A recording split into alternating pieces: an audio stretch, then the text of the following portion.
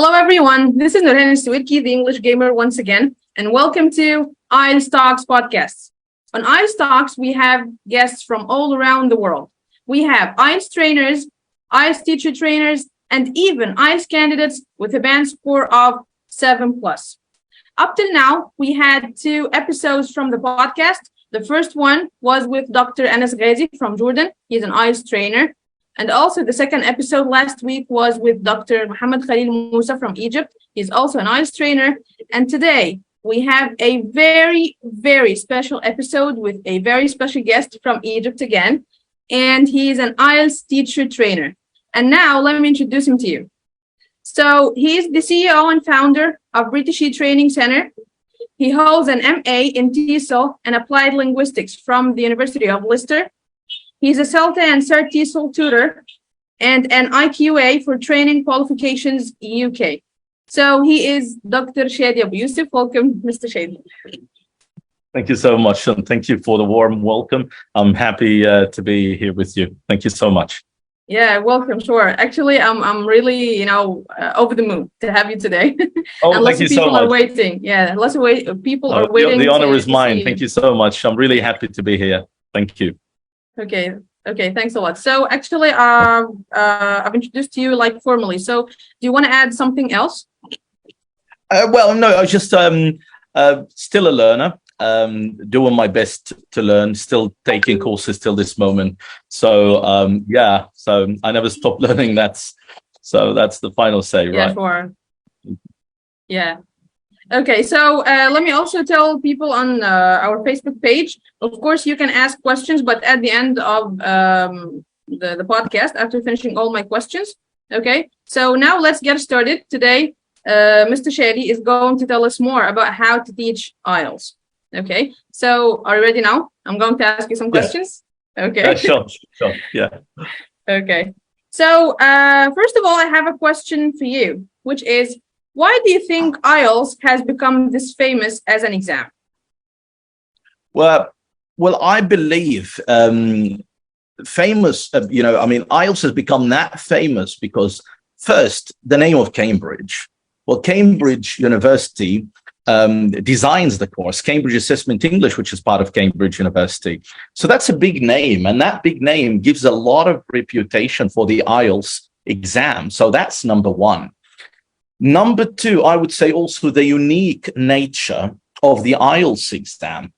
And what I mean by this is that how it is designed, targeting the 4 skills, and especially when it comes to the speaking section. You don't talk to a computer, you don't talk to a machine. It's a real interview with a human being who listens to you, who can see your facial gestures, reacts according to what you say, and that makes it a very practical exam, and that's number 2. Number 3, also the security measures. The exam has very high security measures, so it is guaranteed that if you hold an IELTS report, it means that you did the exam. Okay, you followed the same procedures followed in different parts of the world. And this, of course, adds to any exam reputation. That's why IELTS recently has become the most famous English language exam in the market. Yeah, you're right. So, so do you teach how to teach IELTS, or what about TOEFL? Is it just IELTS? Well, for me, I taught TOEFL at a stage of my life, and and we do also, and we train people to teach TOEFL, and I would say designing teacher training programs on TOEFL are far more challenging than designing teacher training programs for IELTS, to be honest. It's because I'm not very happy with the way TOEFL books are designed.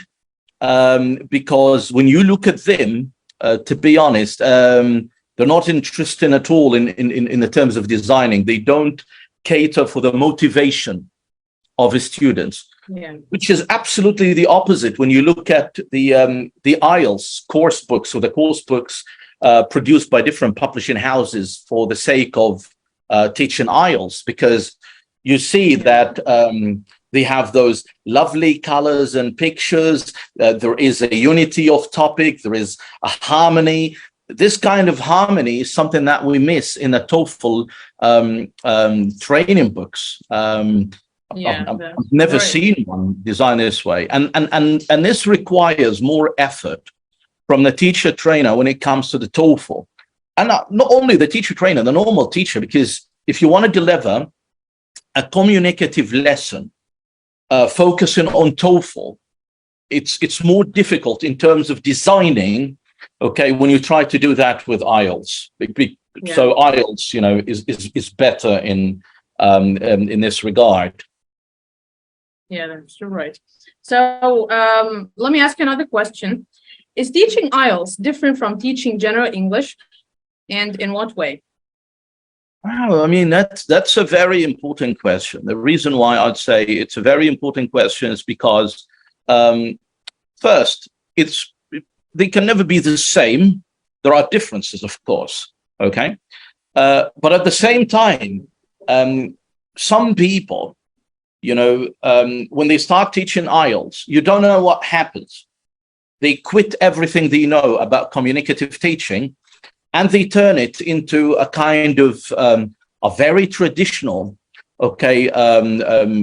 class of English language. And what I mean by very traditional, it turns into a lecture. And sometimes this lecture is even is in a first language. And I would say, well, no. Yes, IELTS teaching is different, but that doesn't mean it wouldn't follow the normal communicative principles of teaching, right? So I always say to my friends and my trainees, I say, if we need leading, when we talk about a topic like traveling, and the leading is a stage where we generate the students' interest, as of course you know. This is at the beginning of the lesson. Exactly. If we need that for a topic like traveling, then we need it when we talk about manufacturing glass. Because these are some of the topics you encounter in IELTS exam. Manufacturing glass. So boring. So of course, exactly. Everybody is interested in traveling. However, we keep saying you have to start with a leading.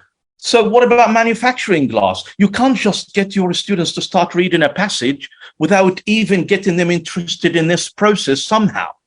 And that's why I would say, yes, it is different because we need to cater for the techniques of the exam. We need to cater for sometimes the timing, for each part, strategies.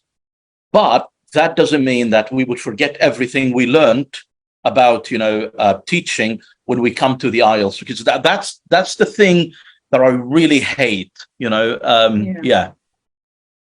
that's why I sometimes like to teach IELTS speaking. I have a special course for speaking, because in speaking you have different topics like travel, different kinds of topics. But when it comes to writing, it's gonna be boring, especially for academic writing. I would agree with you. Yeah, I mean, it's not easy, of course, to get your students interested in some of the topics discussed in academic writing. But all we're asking is that teachers do their best, not to just lay back and then decide, okay, I'm not doing anything. Let's just, get to the exam and talk about strategies. And yeah, that's right. Okay, so let's ask a different question. So how can an English teacher be an IELTS trainer? IELTS trainer. So what do you think about if somebody get CELTA or TOEFL and then they want to start teaching IELTS? What do you think about that? Well, I would say the question is it enough? I would say no. As a CELTA tutor and as a TOEFL tutor, I would say no. It can't be that direct. You can't just finish your CELTA or your TOEFL and then the next day, I'm an IELTS trainer. Well, no, it's not right away after finishing. You need to be familiar with how the exam is designed. You need to be familiar with the strategies. You need to seek also support from professionals who've been in the field of teaching IELTS, okay, communicatively, because that's very important when I say, the reason why I say that this adverb communicatively is very important here, because some people teach IELTS as if you were teaching Sanawi Amma, and that makes me, I hate it, This happens, Yeah, I mean, like, hey, come on, don't do that, and don't give me excuses for that, because finally those students will have a speaking section. So if you teach them traditionally, you're not helping their speaking section when you come to it. Okay, but I would say, no, it's not enough. CELTA is not enough. Yes, sometimes we might focus on CELTA on teaching exams, but that would be just, one session, and it's not enough at all. Yeah. So what should they do? What do you think? Well, I mean, again, listening to people who are involved with teaching IELTS, like yourself, like you do that, you have, your own page, you talk about it all the time. So talking to professionals who do it, okay. Again, looking at course books designed for teaching IELTS in a communicative way, like one of these books, New Insight into IELTS, for example. That's a lovely book. When you look at it, it follows the strategies of communicative teaching, and at the same time, it caters for the IELTS exam. So it's lovely. Or taking courses where they actually get trained to be IELTS trainers. So that would be my advice. Yeah. So do you think a course like How to Teach IELTS would be a good course?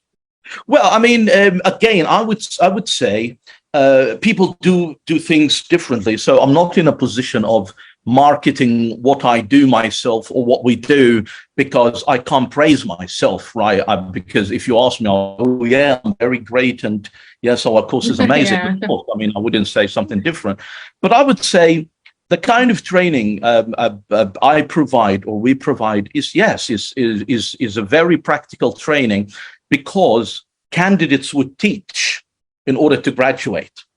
So it's not only about sitting at your seat and listening to someone telling you about the IELTS exam. No, it's about standing up and teaching 4 lessons, and every lesson is for 1 hour, focusing on a different IELTS skill, like listening, reading. So, okay. So I would say, yeah. Okay, thank you. So now let's talk about how to be an IELTS examiner. What do you think about that? Okay. Well, I mean, it's of course, it's prestigious, I mean, to go for an IELTS exam. But the problem is not that prestigious, because you can't tell anyone. Yeah. It's just prestigious for yourself, Yeah, it's just, that's the bad thing about it. When you become an IELTS examiner, you can't say you're an IELTS examiner. That's number 1. Number 2, you can't teach IELTS anymore. You're not allowed. And you sign a contract that you would not teach it. So, and you can't put it on your CV. They make you sign on that. So it's not on your CV. It's not something you can say. It's not something you can write on Facebook. So if someone is trying to become an IELTS examiner because he wants, to go everywhere, well, forget about it, because you can't do that. That's number 1. Now, answering your question, how you can become an IELTS examiner. Well, I would say, all what you need to do is to be at the level of C1 at least, right? Like you're a very, very good speaker of English language. And then you need to be recommended by a place. Okay, and we know that IELTS is being run in the world by 2 organizations. A British one, which is the British Council, an Australian one, which is IDP, which means that if you want to be an IELTS trainer, then this is where you go. You go either to IDP, or you go to the BC, to the British Council, or you go to an organization that works as a venue for one of them. Like, for example, you're teaching at a language center, and this language center has an IELTS venue for the British Council, or an IELTS venue for IDP. And then you go to the place to say, hey, look, I want you to recommend me to IDP so that I can become an IELTS examiner. Well, And then what happens after that is that you join a kind of a 2-day training. In this two-day training, okay, they familiarize you with what happens in terms of becoming an IELTS examiner and the things you need to do. And at the end of the day, they test you. How do they test you? They get you to actually assess 5 candidates. And if your assessment, okay, is accurate, then they say, okay, you've become an IELTS examiner.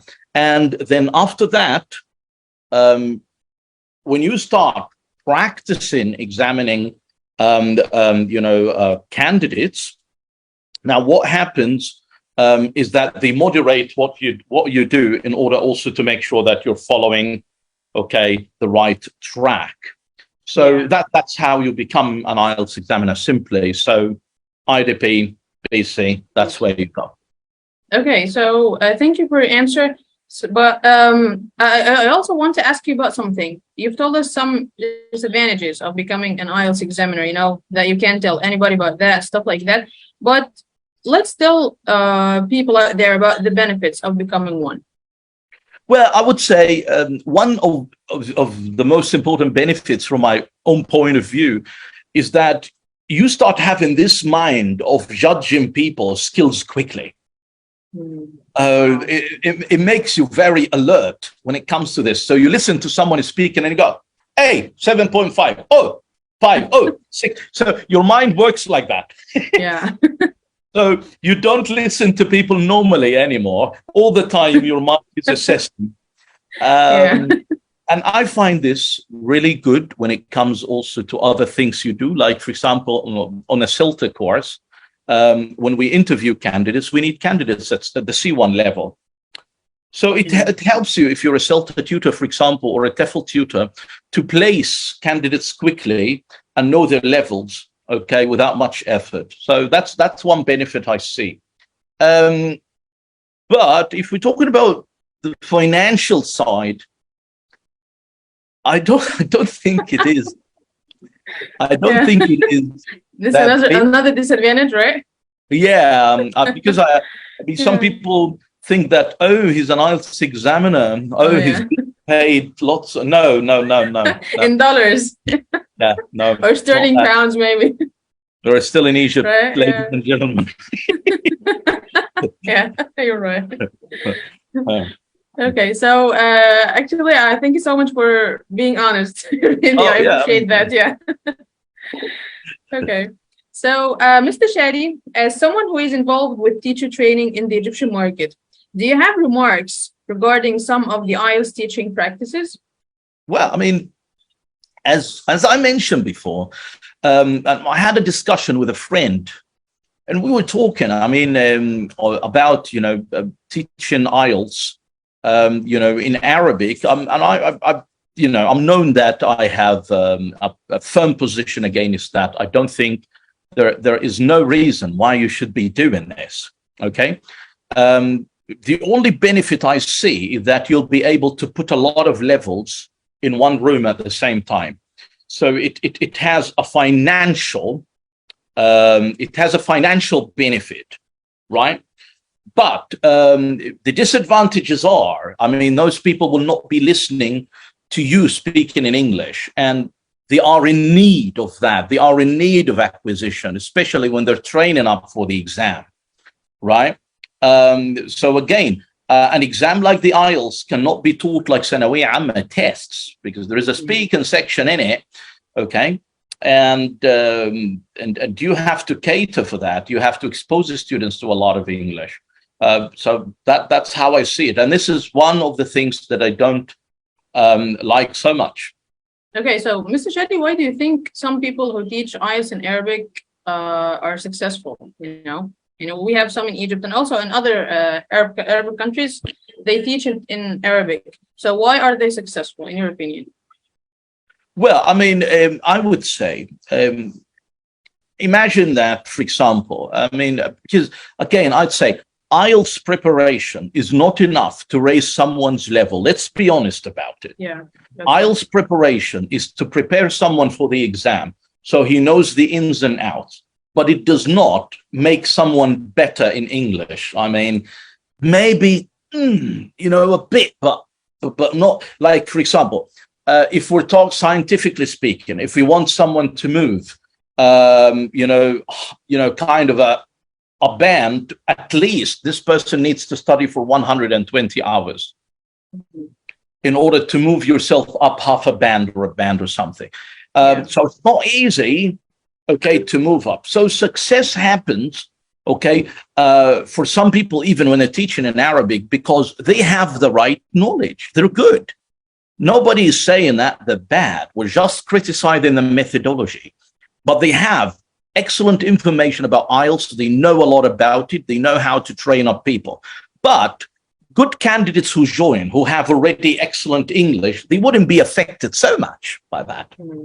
You see what I mean? It wouldn't affect them so much. So they can still go and nail it because their speaking is already fine. But some other people would lose the benefit of being exposed to English language in the training, which is something that I'm not against using Arabic, by the way, in the class. I'm against using Arabic as a medium of instruction. I believe there are a lot of useful usages of Arabic.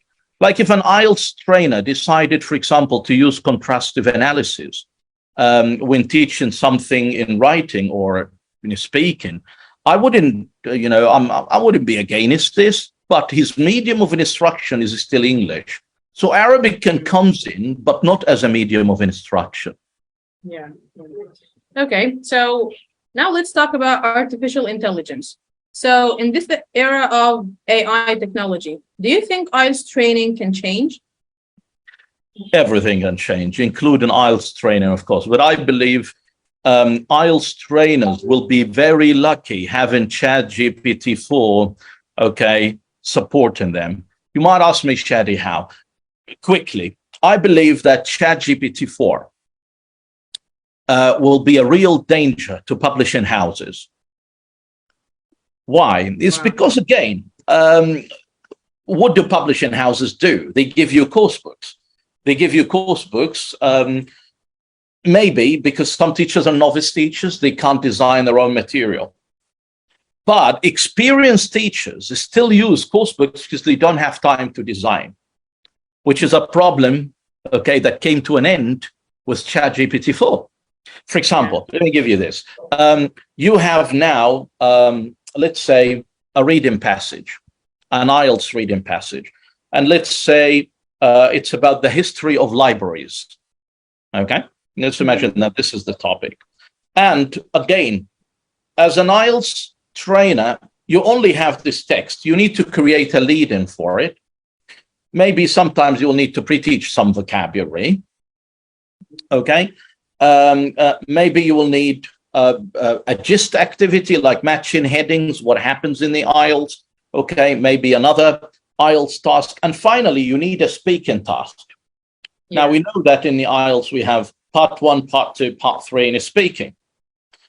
Now, you only have the passage. You don't have this activity. All what you can do is that you can take it, give it to ChatGPT and tell them, I want you to give me a discussion on that topic that looks this way. Not only that, you can also ask them, I want you to design a graph, okay, related to the history of life, and then they give you that, and then you use it as task 2 in writing, or task 1, sorry, in academic writing. So it's amazing in that sense. It means that you can create your own material out of just some IELTS exams. And anything you can imagine in a second, it can be at your hand. Also, marking, right? So how much writing do you receive from your students? You would appreciate, a lot, right? You would appreciate having some AI technologies, some things for you. And then you can add your comments also and add your touch, but it would save a lot of time. Okay. So I believe, yes, it is very important and it will help teachers involved in IELTS teaching a lot, especially with designing their own material and their own course books. Yeah. Okay. Thanks a lot, Mr. Shady. So I guess I've finished my questions. So do you want to add something at the end of the podcast before Well, receiving, of course, before receiving the people's questions on Facebook? So let's receive the questions first, and then Okay. have some people written questions. Okay. So up to now, no. So now let's say you can type your questions. So everyone, you can just type the question. I'm going to read it to Mr. Shady.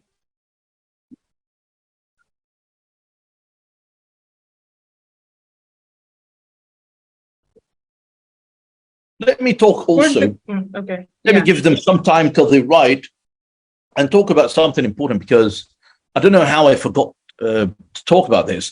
But again, I always say to people in my teacher training course regarding the IELTS exam, or how to teach IELTS, I always say, when you design your own course, you have to differentiate between teaching and practice.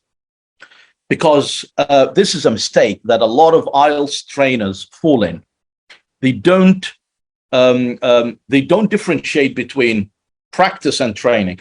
Let me give you an example. When I started teaching IELTS, and I was a novice teacher at this time, I knew nothing about teaching principles or anything. It's funny. I'll tell you how my class looked like. It was a disaster. I would get in there, okay, and I've got my IELTS passages, and then read, and then I sit, and then they read, and then I give them the answer. Oh, really? Of course, I have the answer. Yeah. It's not teaching at all. I'm not teaching anything. So this is what we call practice. Now, a lot of IELTS trainers make that mistake. They turn their teaching into a practice. They just bring students in, and they give them IELTS tasks, and then they give them feedback. And feedback for listening and speak and reading, to be honest, is something that students can get at home. Yeah, because it's there. They don't need you for anything at all. If this is only what you're going to do, then they don't need you, to be honest. So, and that's a problem. I always say no. Always different. And that's why maybe you might have noticed that I said when I was talking about reading, if you want to pre-teach vocabulary. I receive this question a lot. Some teachers say to me, Shadi, there will be no time in the exam. Why do you teach vocabulary? I say, bloody hell, because it's teaching now. Practice will come later. Okay. So don't damage your course by turning it into an endless, list of tasks to practice. Yes, practice is important, but it comes after you do your job. Okay? Yeah. I also remember when I was like an novice teacher, of course, I'm still, I'm still learning, but maybe 10 years ago when I started teaching and I was teaching TOEFL ITP, I also remember it was a disaster. My first 2 or 3 sessions was a real disaster, really. But now, of course, we're trying to improve our methods and techniques and so on. Yeah. Okay, so I see now questions. So I'm also waiting. We're also waiting for you.